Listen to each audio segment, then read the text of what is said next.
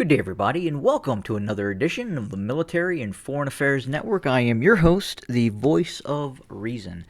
Today, we have entered day 157 of the ongoing war between the Russian Federation and Ukraine. And today we continue to see Russian strikes all across the front line, to include deeper inside of Ukraine, as the Russians continue to pressure the Ukrainian military by attacking military targets and military targets or civilian targets that have been repurposed for military use as well. And that will probably continue for some time as obviously the conflict continues and in some ways continues to escalate as well. We continue to hear about the Ukrainian military reporting success on the western bank of the Dnieper River. The Ukrainians are reporting that they have killed upwards to 100 Russian service members and destroyed a number of tanks, around 10 or so, in the last 24 hours in its reported ongoing offensive operations on the western bank of the Dnieper River. Now, we cannot validate any of those reports. It's very difficult to ascertain if in fact the Russians did sustain those types of casualties. Obviously, we know the Ukrainians have reported in the past that they have been losing anywhere from 50 to 100 personnel, upwards to 200 personnel per day. So is it possible in the continued fighting that is taking place on the western bank of the Dnieper River that Russia has sustained those types of casualties in one day? Absolutely, but again, we don't have the ability to validate those numbers, obviously. Now, in terms of reported territory being taken by the Ukrainian military, there has not been a lot of changes in terms of on the ground, especially on the west bank of the Dnieper River in the area around Kherson. What I'm going to go back is from the 28th, and we're going to go back to the 20th, and we have been in this state of Ukrainian offensive operation on the western bank for some time now. But again, we believe at this point it is mainly through the use of its own long-range multiple launch rocket systems, and obviously Western HIMARS that have been deployed to the area as well. But let's go from the 20th to the current date, and you, the viewer, can see what has happened in this area. So if you see here, a very, very small piece of territory was taken by the Ukrainian military.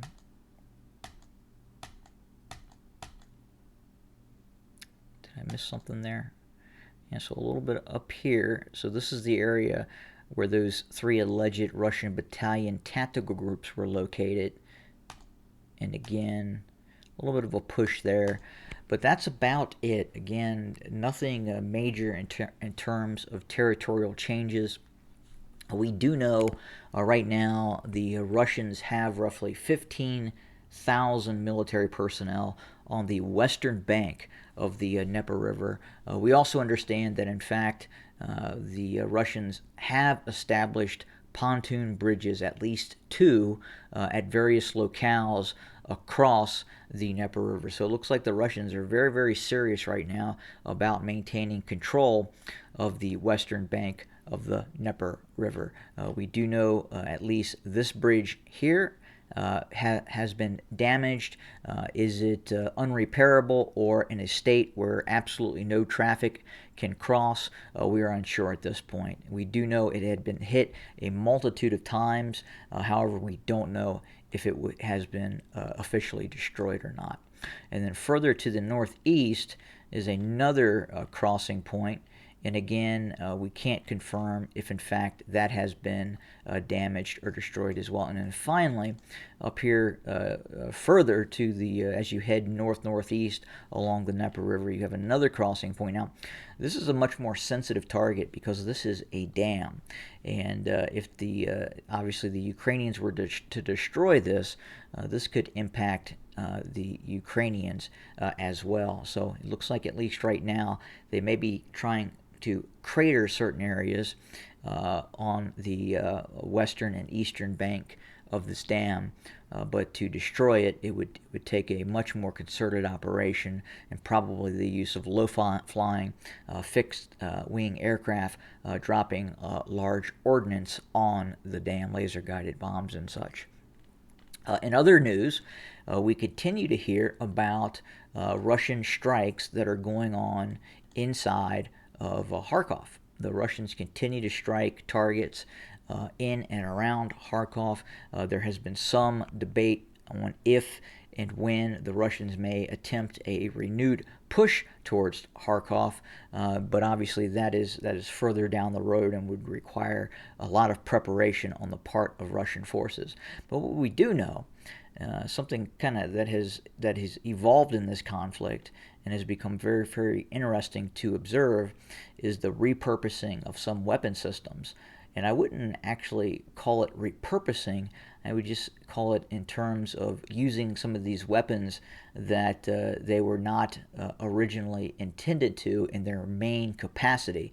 Now, they were created, especially the S, and what I'm talking about is the S-300 air defense system. This is a long-range Russian air defense system created during the Soviet times that has a range in excess of 120 kilometers, and these are very large air defense missiles that contain upwards to a 300-pound warhead. Now, the unique thing with these air defense systems is they have an alternative use as a ground attack system as well. And we know going back all the way to 2011, we have confirmed reports that the Russians were practicing the use of S-300 systems against ground targets, to include long-range attacks on stationary armored fighting vehicles that were based in the open. And apparently those tests were fairly successful. And within the confines of this conflict, we are now starting to see more and more usage of the S-300 system against Ukrainian ground targets. And the unique thing about the S-300, one, it's very, very fast. It flies in excess of Mach 3. And again, carrying a sizable warhead for an air defense system at 300 pounds. And it's a very large warhead, in excess of 300 to 500 millimeters in diameter. And when you launch this against a ground target, obviously it has a more extended range than its normal 120 kilometers or whatever variant of the S-300 you are firing. But within this conflict, they are being used, and it would appear that they are being used reasonably effectively against Ukrainian forces. We have heard anecdotal reports that it's very, very difficult for the Ukrainians to deal with these missiles. As one, they're very difficult to intercept, almost impossible. And the biggest issue is you don't hear them when they're en route. These systems are flying faster than the speed of sound. Most of the time they're coming from a altitude of anywhere from 30 to 60,000 plus feet in altitude, and have almost a direct, almost a ballistic type of attack profile against ground targets. So again, they're coming in at a high rate of speed, faster than the speed of sound. You can't hear them, and then suddenly your position detonates, or an important military target then detonates with that very sizable warhead, 300-pound warhead, and all that kinetic energy as well that is transferred into that target area. So we do know that the Russians are continuing to use the S-300 in a ground attack role, and it would appear that, at least on the surface, the S-300 is now more of an effective ground attack weapon than a air defense weapon. We do know the Ukrainians are using them, and it is preventing higher flying Russian aircraft from flying over much of especially western Ukraine.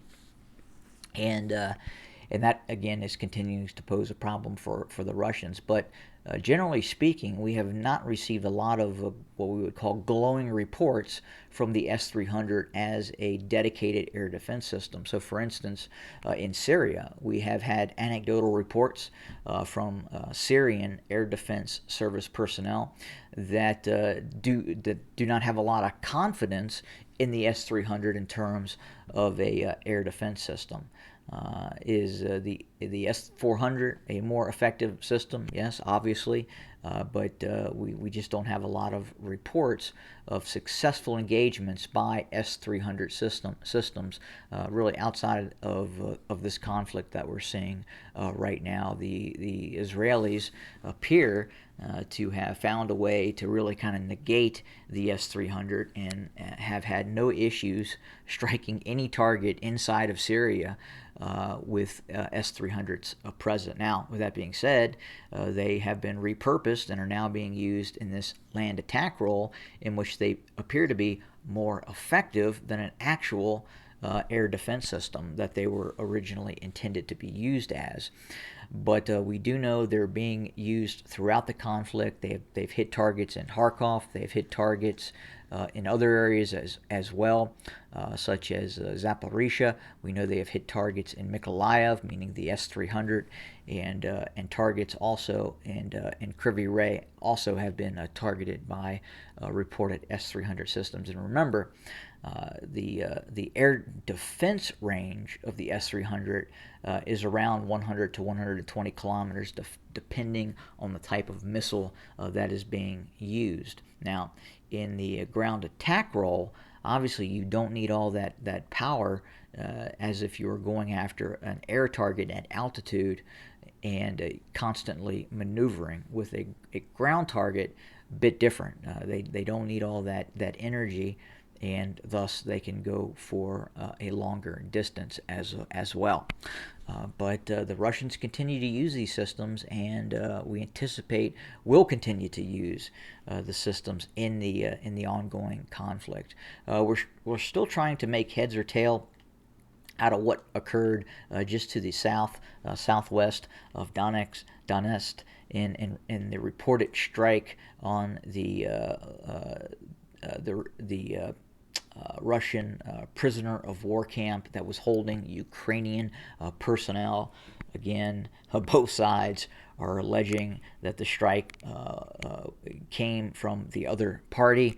Again, we won't really know probably for some time until we truly understand what happened in that strike. I'm not going to get into the why behind why the Ukrainians may have hit the prisoner of war camp. Obviously, what the Russians are saying, it seems to be a reasonable explanation, and in terms of the nefarious nature on why that site may have been hit. But again, at this point, it's just speculation, and no one really knows, again, at this point, because unless someone has the ability to and even then it's difficult to say. You could produce a piece of HIMARS, but those systems could have been obtained in other areas of the conflict zone. So it's very, very difficult to say what happened in regards to the strike. But we'll continue to monitor the report. And finally, we will know the truth at some point, but not a huge issue in terms of ongoing military operations. Just a side piece, a side tragedy piece to the ongoing conflict. We do know as well, and we continue to report that yesterday, fighting is now on the outskirts of Bakhmut as Russian forces continue to pressure the Ukrainian forces in the direction of Bakhmut. It seems like right now Bakhmut is objective number one, and then we'll have to see what comes next in the ongoing Russian operation. But we'll continue to watch the Far East area of operations, meaning Sloviansk, Kramatorsk, Bakhmut, running from Izum all the way down to Horlovika. Obviously, those are the areas of the most heaviest fighting, but at the same time, we continue to see very heavy fighting now taking place in the on the western bank of the Dnieper River, with those 15,000 Russian forces that still are now dug in and holding defensive lines against reported counterattacking Ukrainian forces. Again, we think at this point it's more or less the use of HIMARS and long-range systems against Russian forces that are causing the most casualties for Russian forces, and probably not the types of maneuver operations that would necessitate a takeover of areas of territory that the Ukrainians have reported the desire to achieve. But that does it for today. Thank you for joining us, and we'll have more very, very soon. Have a good day.